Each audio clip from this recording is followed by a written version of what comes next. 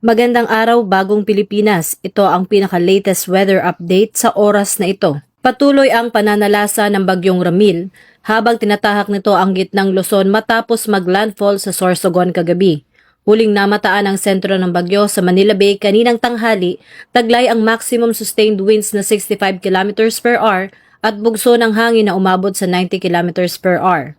Dahil dito, nananatiling nakataas ang signal number 2 sa malalaking bahagi ng gitna at timog Luzon, kabilang ang ilang probinsya sa Quezon, Aurora, Nueva Ecija, Bulacan, Tarlac, Pampanga, Zambales, Pangasinan at ang hilagang bahagi ng Metro Manila.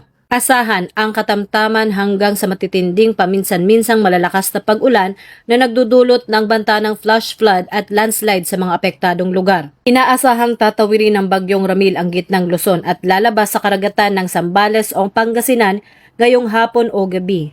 Ayon sa Pag-asa, mananatili o bahagyang hihina ang bagyo habang tinatahak ang kalupaan. Ngunit muling lalakas oras na makalabas sa Philippine Area of Responsibility bukas ng umaga Lunes, October 20. Mahigpit na pinapayuhan ang publiko, lalo na ang mga nasa ilalim ng tropical cyclone wind signal na maging handa, huwag maging kampante at patuloy na subaybayan ang mga opisyal na abiso mula sa Pag-asa at lokal na pamahalaan. Yan ang PNN News Weather Update. Ako po si Patrolwoman Sari Bernales. Mag-ingat po tayong lahat.